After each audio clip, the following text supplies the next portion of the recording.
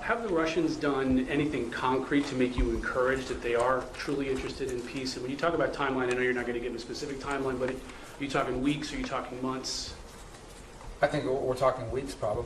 Yeah. I mean, you know, there's a lot that has to happen here in the next few weeks in order for this to be real. In terms of concrete, I think they've agreed to certain things. I mean, I think their things are not striking now that they were before. Obviously, both sides claim that the ceasefire has been violated, as typical of ceasefires like this. But that said, not concrete in terms of are we closer to peace? We're closer to peace simply because we're talking to both sides, but we're not closer to peace because we have a deal on our hands to end this conflict. But we're going to know soon enough. That's my point I make everybody. You know, people come, oh, well, Putin, you can't trust him. It's not about trusting Putin. Not about trusting anybody. This is about actions. If you're interested in peace, you stop fighting. And you lay out the conditions by which you're willing to end a war. And they have to be reasonable conditions, right? Not crazy stuff. If you're interested in peace, that's what you do. If you're not interested in peace, then you sort of drag it out and you come up with excuses and you pull, and we know that, and we're not going to get pulled into that.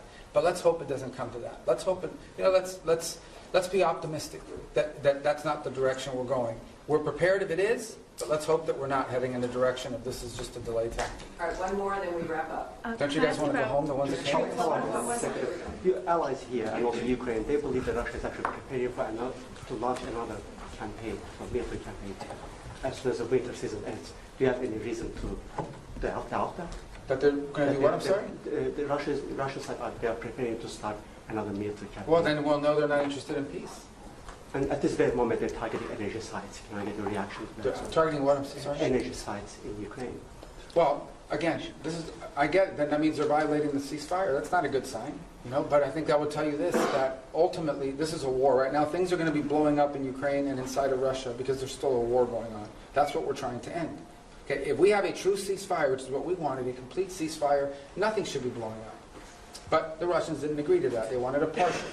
And then obviously when you get into these partials, it's one of the reasons why we didn't push for a partial. We'll take it because it's better than nothing. But one of the reasons why we didn't push for a partial, because there's always disputes about what are you hitting and what you're not hitting. But in the end, this is still a war. And we want it to stop.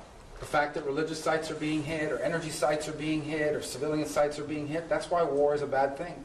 And that's why the president wants to end it. As far as them conducting another campaign, well, then that'll be a very clear sign. Right? If all of a sudden we wake up tomorrow and the Russians are launching a massive offensive, then I think that's a pretty clear sign they're not interested in peace. That hasn't happened yet. Let's hope it doesn't happen. We want to know whether they want to do peace or not. And if they do, then there's a way there, and we're willing to help. If they're not, then it's good to know early, so we can adjust our policies accordingly.